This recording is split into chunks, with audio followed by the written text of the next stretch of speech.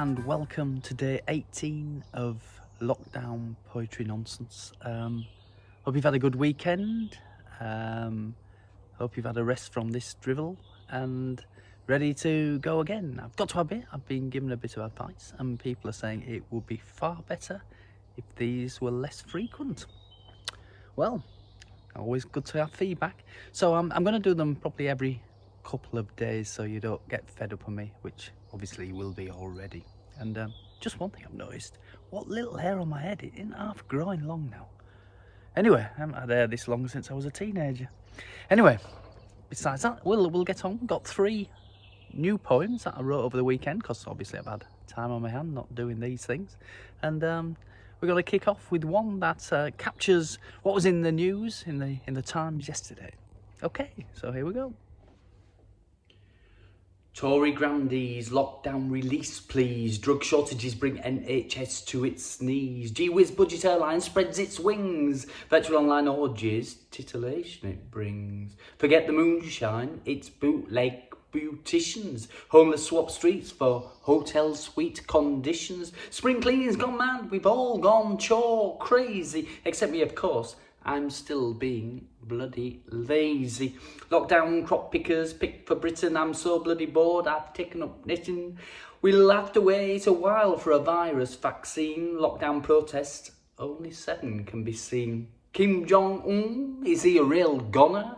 Surely it's time to give Captain Tom an honour. So that's the news of the weekend in rhymes, mainly from the latest edition of the Sunday Times. This poem's called Chump. And it rhymes with, you guessed it.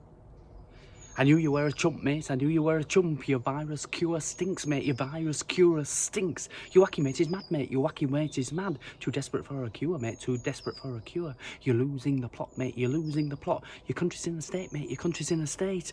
Your solution's hard to swallow, mate. Your solution's hard to swallow. And if you did, you'd be dead, mate. And if you did, you'd be dead.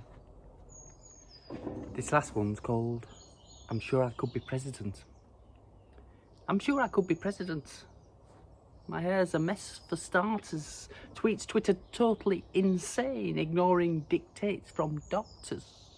I'm sure I could be president. Ego shining at the lectern, shooting random stats from hip and nonsense from my rectum. I'm sure I could be president. Fake tan smudged over the face, head high so far up in the clouds. Ignorant to the fact that I'm a bloody disgrace. I'm sure I could be president. Would always say, believe me. Everything I do or say is huge. Really, really great, you see.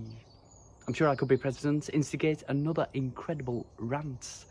Look the voters right in the eye and suggest the solutions disinfectant.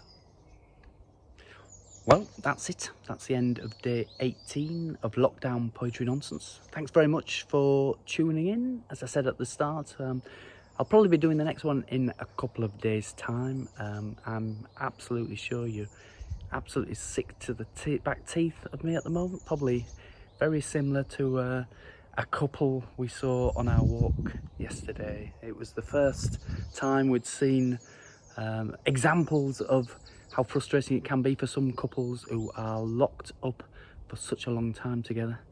I think the parting words of the chap was, you wait and see, on Monday I'll clear your bank balance. Well, the woman looked at us as we passed her and said, that's lockdown for you. See you in a couple of days, bye now.